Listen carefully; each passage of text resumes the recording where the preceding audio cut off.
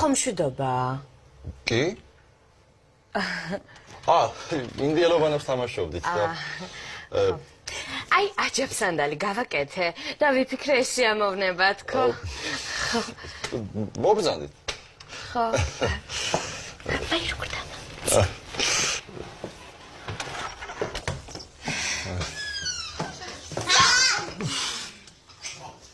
აი, მე ლევან რა საყვარელი შვილები ხოლია.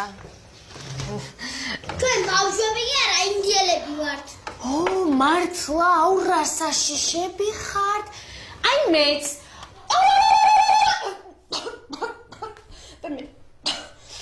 ეს სიგარეტი დამახშობს ერთხელაც.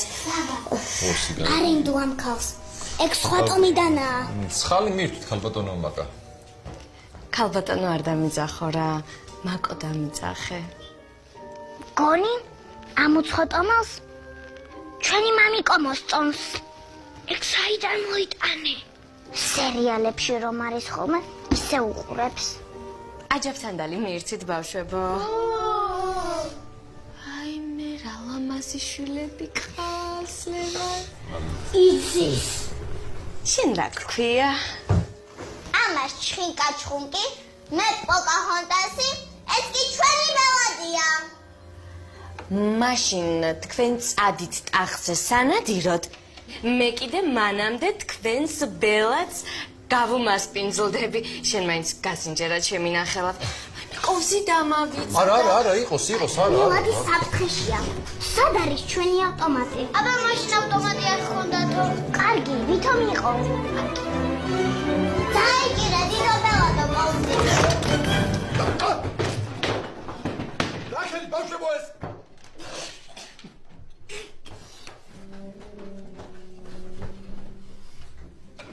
უკაცრავად მე წავა.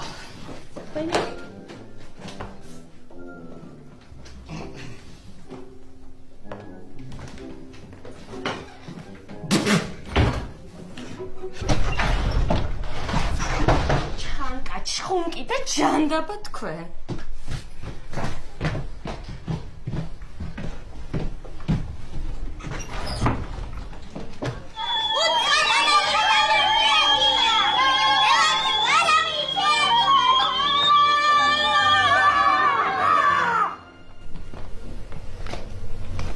ბავშვებო, ძალიან მეჩქარება.